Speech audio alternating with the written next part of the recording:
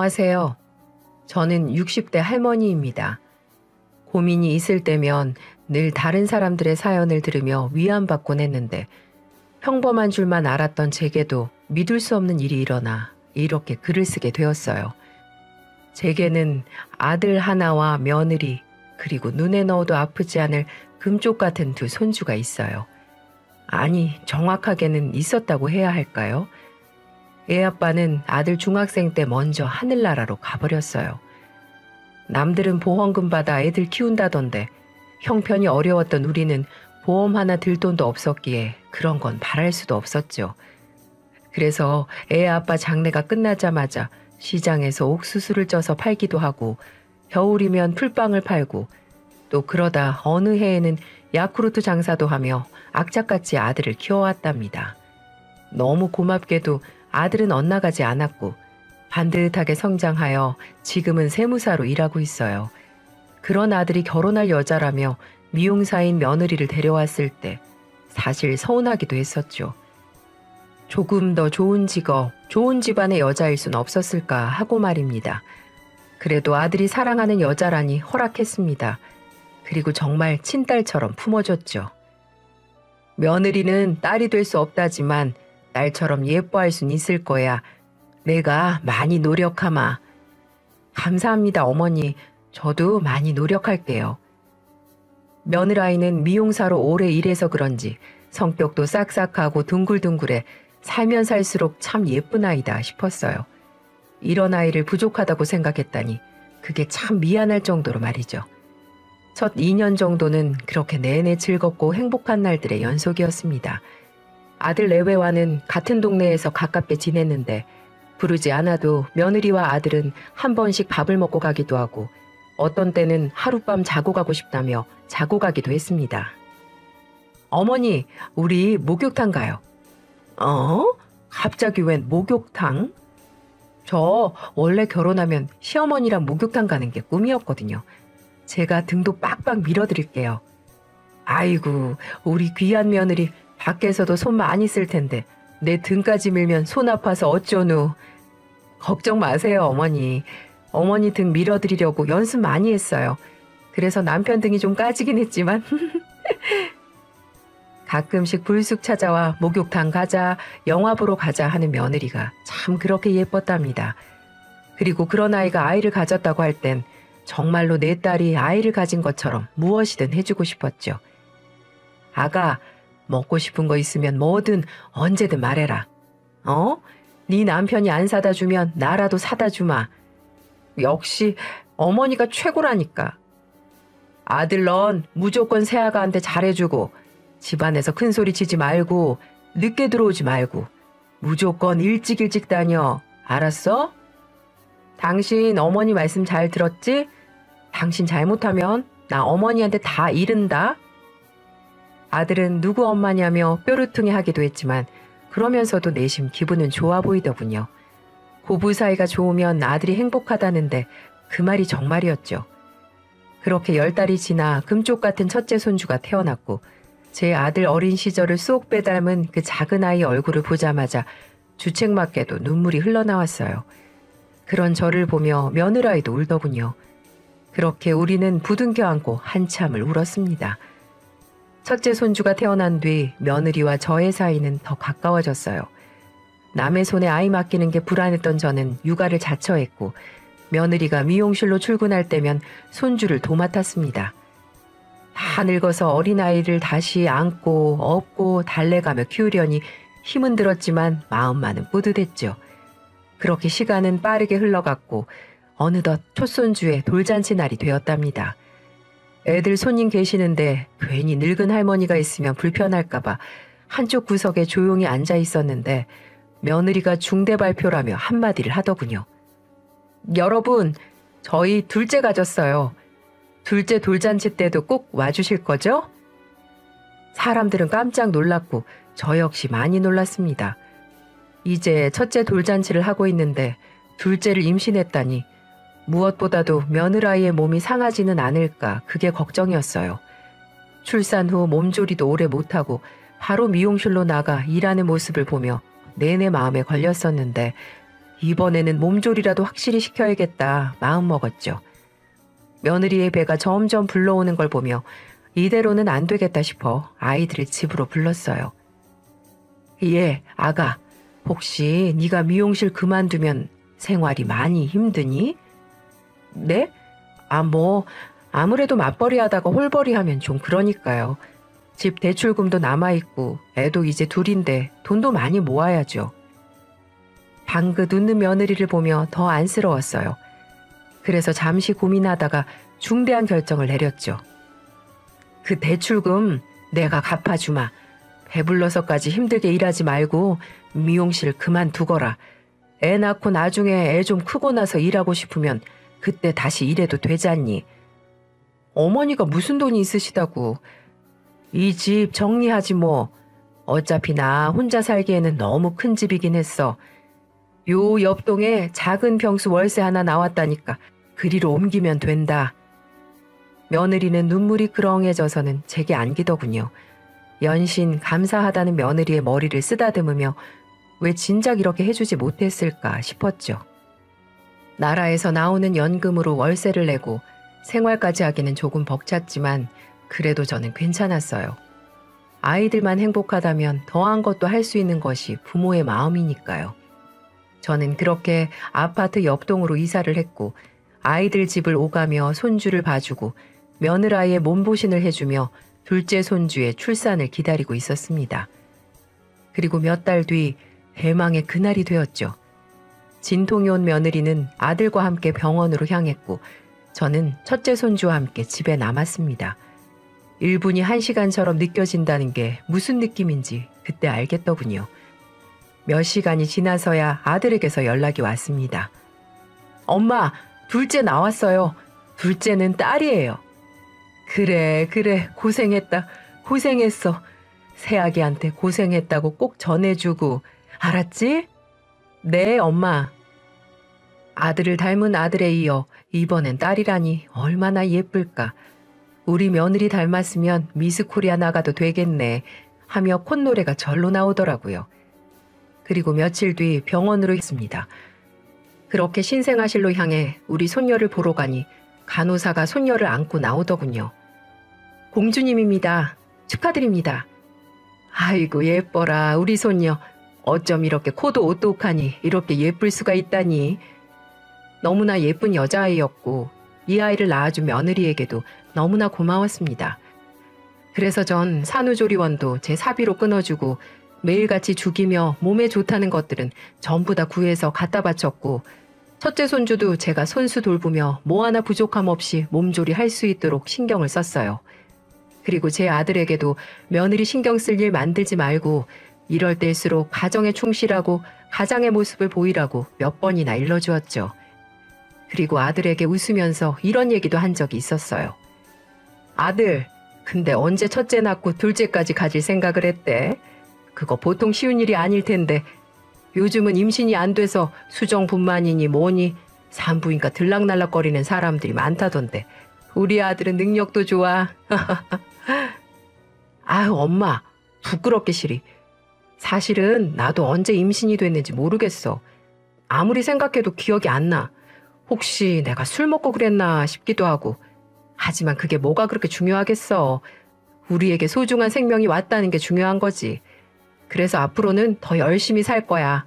엄마 말대로 가정에 충실하며 든든한 가장이 돼야지. 지켜봐 엄마. 아들은 그렇게 말하며 본인도 언제 둘째가 생긴지 모르지만 새 생명이 와준 거는 축복이라고 했습니다. 저는 그때는 그런 아들의 모습을 보며 어미로서 너무 대견스러웠고 앞으로 우리 아들 가정에 행복과 축복만이 있을 줄만 알았습니다. 하지만 얼마 후 둘째의 정체가 밝혀진 순간부터 비극이 오고야 말았지만은요. 며느리와 손녀가 태어난 뒤 더 성십성의껏 보살폈어요. 첫째 때 못해준 산후조리도 더 열심히 해줬고 둘째 손녀도 자꾸 볼수록 예뻐 보여 한 번이라도 더 안아주게 되더라고요. 그런 저를 보며 며느리는 친엄마도 이렇게는 못해줄 거라며 눈물을 흘리곤 했어요. 시엄마라 불편하면 어쩌나 걱정했는데 편하게 생각해주니 참 다행이다 싶었답니다. 그런데 시간이 갈수록 조금 이상한 모습들이 제 눈에 띄기 시작했어요. 며느리가 자꾸 둘째만 유독 챙기는 것 같은 거예요. 첫째 손주는 기저귀가 묵직해져서 돌아다니는데 눈길도 주지 않고, 둘째는 기저귀 때문에 발진 생길까, 혹시 뭐 불편하진 않을까, 정말 시도 때도 없이 기저귀 열어보고 분유도 최고급으로만 먹여가며 키우더군요. 딸이라서 그런가 보다 싶으면서도 아들을 쏙 빼닮은 첫째 손주를 차별하는 것 같아 내심 서운하기도 했지만, 그래도 애가 얼마나 이쁘면 저럴까 하고 이해하고 넘어가기로 했어요. 그런데 애들이 클수록 며느리의 편애는 점점 더 심해갔습니다. 아들이라는 이유로 첫째는 방치해놓고 둘째 손녀만 금이야 오기야 하더군요. 놀이터에 애들을 데리고 가도 첫째는 넘어지든 말든 신경도 안 쓰는데, 둘째는 넘어질까봐 쫓아다니면서 잡아주고 넘어지면 바로 일으켜 세워 안아주더군요. 그런 모습을 보며 저는 첫째 손주가 왠지 안쓰러워 더 챙겨주곤 했는데, 그러다 보니 자연스레 첫째는 저에게, 둘째는 며느리에게 정을 붙이며 편을 가르듯 갈라졌습니다. 이건 아니다 싶어 하루는 며느리를 불러다 놓고 이야기했죠. 얘, 딸이라 예쁜 건 알겠는데 둘째만 너무 편애하는 거 아니니? 네? 어머니 무슨 말씀이세요? 아니, 내가 지금까지 쭉 지켜봤는데 아무리 딸이라도 그렇지 좀 과한 것 같아서 말이다. 그렇게 키우면 애 버릇만 나빠져. 그리고 첫째 입장에선 얼마나 서운하겠니. 첫째도 네 자식인데 신경 좀 쓰도록 해. 에이, 어머니, 아들이랑 딸이 같나요? 요즘 세상이 험해서 그래요. 아들이야 아무렇게나 풀어놔도 잘 크지만 딸은 아니잖아요. 어머님이 딸을 안 키워보셔서 아마 그러실 거예요. 딸은 정말 내 분신 같고 더 끈끈하게 느껴지는 그런 게 있어요. 며느리 말에 더 이상 뭐라 답할 수가 없었어요. 딸을 안 키워봐서 모른다니 할 말이 없더군요. 우리 며느리가 이렇게 당돌한 아이였나 싶기도 하고 좀 서운하고 놀랐지만 그러려니 할 수밖에 없었어요. 며느리 말대로 제가 딸을 안 키워봐서 정말 모르는 걸 수도 있으니까 말이죠. 그런데 한 1년쯤 지나 사건이 터지고 말았습니다. 애들 둘이 놀다가 유리병이 깨진 모양이었어요. 둘 다 유리병을 밟고 다친 상황이었는데 너무 놀라 어떻게 해야 하나 어버버 하는 제 옆에서 며느리는 둘째만 안아들고 병원으로 냅다 달리더군요. 저는 엉엉 울고 있는 첫째를 안고 119를 타고 병원으로 향했죠. 병원에서는 다행히 둘째는 흉터가 남진 않을 거라고 안심하라는데 며느리는 계속 눈물만 흘리고 있더군요. 정작 첫째는 유리가 너무 깊이 박혀 마취를 하고 꺼내야 하는 상황이었는데도 말이에요. 며느리는 그런 첫째가 보이지도 않는 것 같았어요. 그런 첫째를 제가 안고 며느리를 보며 분명 뭔가가 있다는 생각이 들었어요. 그리고 시간이 갈수록 둘째 손녀는 우리 아들을 닮은 구석이 하나도 없었습니다. 그래서 제 의구심은 점점 커져만 가는 상황이었어요. 그래서 저는 도저히 안 되겠다 싶어 아들을 따로 불러 얘기를 하게 되었죠. 아들, 이 엄마 말 잘 들어. 이 엄마는 아무리 생각해도 이상하다. 며느리가 첫째보다 유독 둘째만 더 챙기는 것도 이상하고 하루하루 지날수록 너를 둘째가 닮은 구석이 하나도 없어. 그러니 우리 요즘 그거 있지 않냐? 유전자 검사. 우리도 그거 한번 받아보자. 엄마, 아무리 그래도 그건 좀 괜히 죄지는 기분 같잖아. 그리고 엄마가 둘째도 챙기는 게 뭐가 문제야. 첫째보다 더 한 살이라도 어리니 더 아껴주고 사랑을 주는 거지. 그러니 그런 의심하지 마. 이 미친 거사, 아직도 정신 못 차렸어. 이 애미가 언제 입 바른 소리 한 적이 있었니? 정신 차려 이거사. 나도 너처럼 제발 아니길 바래. 하지만 만약을 대비해서 검사해보자 이거지. 그러니 이 엄마가 다 알아보고 진행할 거니까 네 머리카락이랑 칫솔 같은 거 이 엄마한테 넘겨. 나도 둘째 것도 준비해서 같이 유전자 검사기관에 의뢰할 거니까. 그렇게 저는 아들을 겨우 설득을 시켜 검사를 진행하기로 했습니다. 드라마처럼 하루 이틀 만에 검사 결과가 뚝딱 나오는 건 아니더군요. 그 시간 동안 저는 하루하루 피가 마르는 시간들을 보냈죠. 그리고 둘째만 유독 챙기는 며느리를 볼 때마다 당장이라도 그 아이가 내 아들의 아이가 맞냐고 소리쳐 묻고 싶었지만 정말 피를 토하는 심정으로 참았어요. 그리고 어느 날 드디어 검사 결과가 도착했어요. 떨리는 마음으로 결과지를 열어본 저는 그 자리에 주저앉을 수밖에 없었습니다. 첫째 손주는 아들과 부자 관계일 가능성이 99.99% 이상으로 친자 관계 성립, 둘째 손주는 아들과 부녀 관계일 가능성이 불일치로 쓰여 있었어요. 정말 그 순간 제 눈을 의심했죠. 하지만 눈을 씻고 다시 봐도 결과는 마찬가지였습니다. 결국 며느리가 바람을 피워 낳은 아이라는 이야기였어요. 당장이라도 애들 집을 찾아가 며느리 머리끄댕이라도 잡고 싶었지만 참았어요. 내 아들을 속인 죄, 나를 속인 죄, 그리고 우리 금쪽 같은 큰손주를 차별한 죄까지 제대로 응징하고 싶었거든요. 어떻게 해야 가장 속 시원하게, 가장 잔인하게 응징할 수 있을까? 잠도 자지 못하고 몇 날 며칠 밤을 새며 고민했어요. 그리고 드디어 그 방법이 떠올랐고 실행에 옮기기 시작했어요. 저는 우선 며느리에게 손녀와 함께 친정이라도 다녀오는 게 어떻겠냐고 권했습니다. 날씨도 점점 추워지는데 따뜻한데 친정에 가서 좀 쉬고 오너라. 애 낳고 한 번도 안 가봤지 않니? 사부인께 안부도 전해드리고 한 며칠 쉬었다가 올라와. 네 남편하고 첫째는 내가 신경 써 줄 테니까. 그리고 이거 100만 원이다. 가서 부모님 맛있는 것도 사드리고 바람도 좀 쐬고 와. 100만 원 남짓 든 봉투를 받은 며느리는 입이 귀에 걸려 신나했습니다. 그리고 감사하다며 역시 어머님밖에 없다고 엄지손가락을 치켜 올리는 그 아이의 모습을 보니 그 가증스러움에 뺨이라도 날리고 싶었지만 꾹 참았습니다. 그리고 드디어 며느리가 둘째를 데리고 친정으로 떠나는 날, 저는 아들을 불러 모든 사실을 밝혔습니다. 봐라, 네 딸이 아니란다. 아주 고약한 년이었어. 우리 모두를 속인 거라고. 엄마, 진짜야? 아니지. 뭐가 잘못된 거지?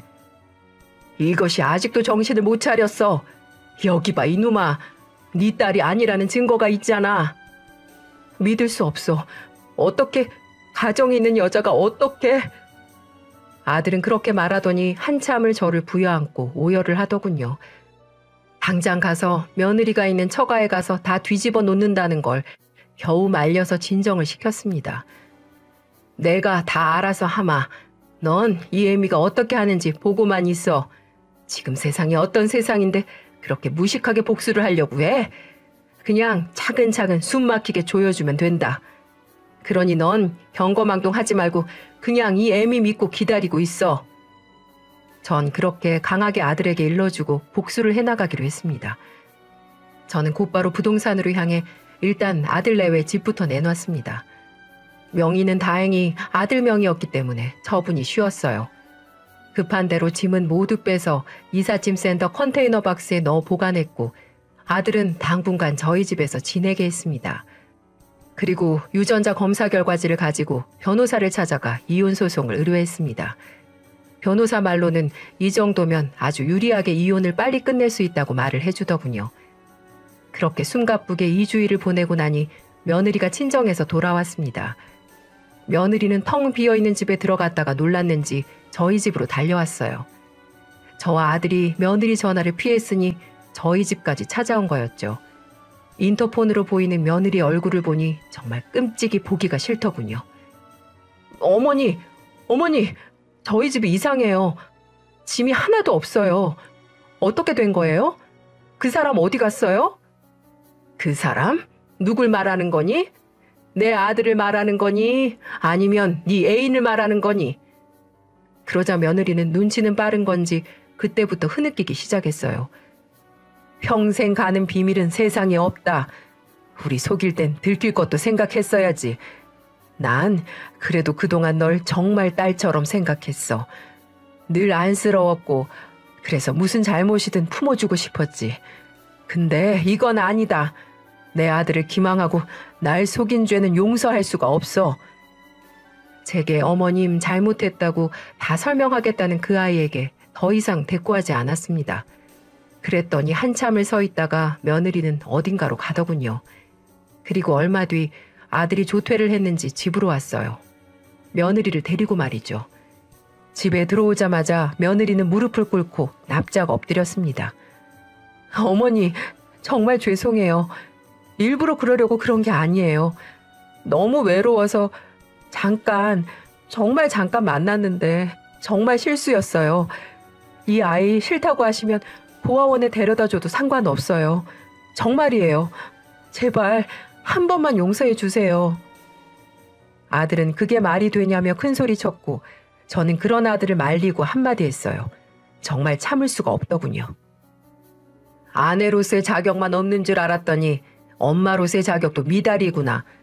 그래도 네 배 아파서 낳은 자식을 어쩜 그렇게 쉽게 버린다는 소리를 하니? 너한테 정말 실망이다.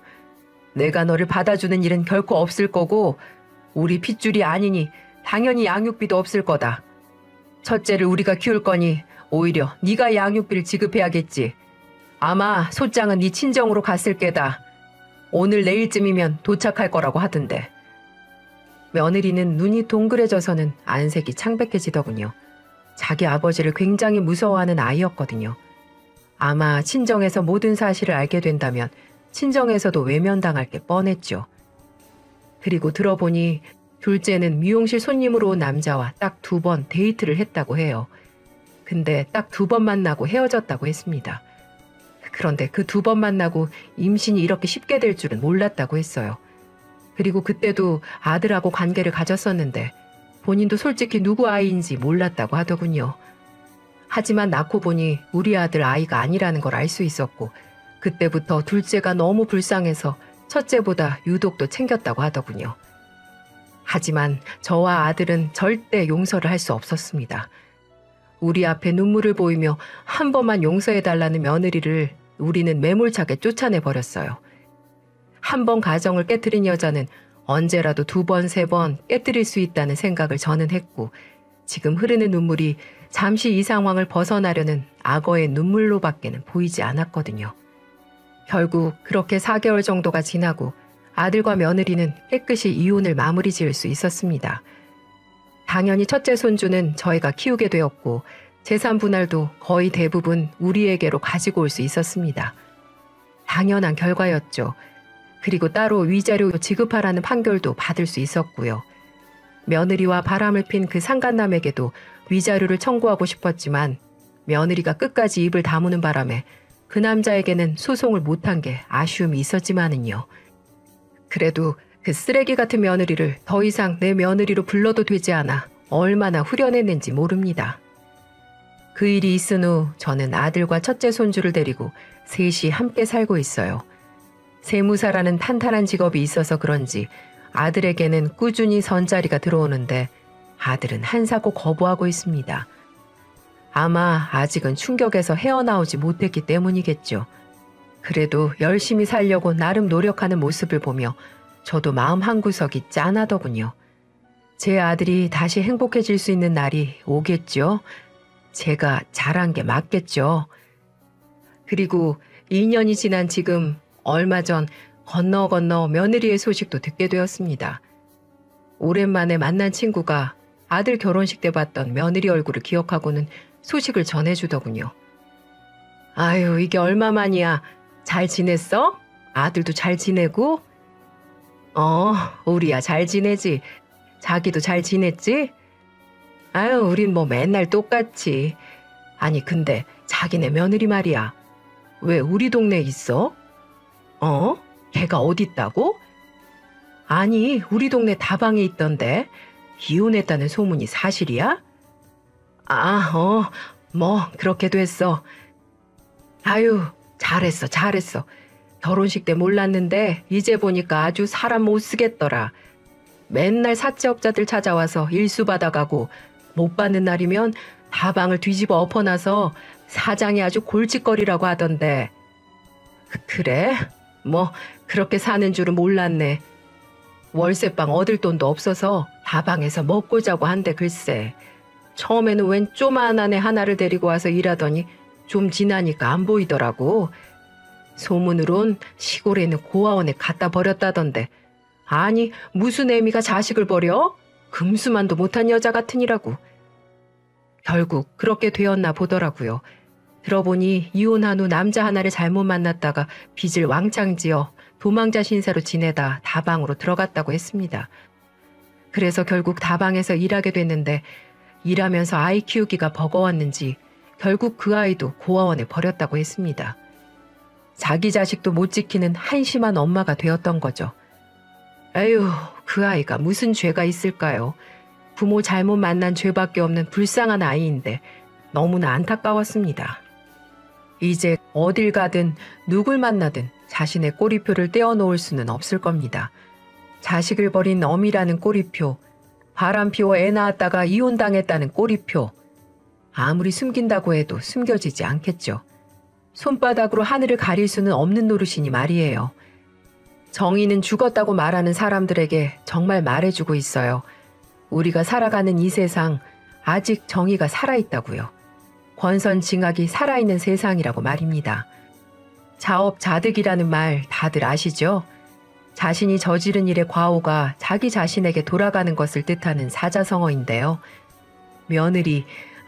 며느리였던 그 아이는 과연 자신의 불행이 자업자득이라는 걸 깨닫고 있을지 문득 궁금해집니다. 남편에게도 친부모에게도 내연남에게도 모두 버림받은 그 아이의 삶은 앞으로 가시밭길의 연속일 거예요. 지금까지 긴 이야기를 들어주셔서 감사합니다. 이 자리를 빌려 아들에게 한마디만 전하고 싶어요.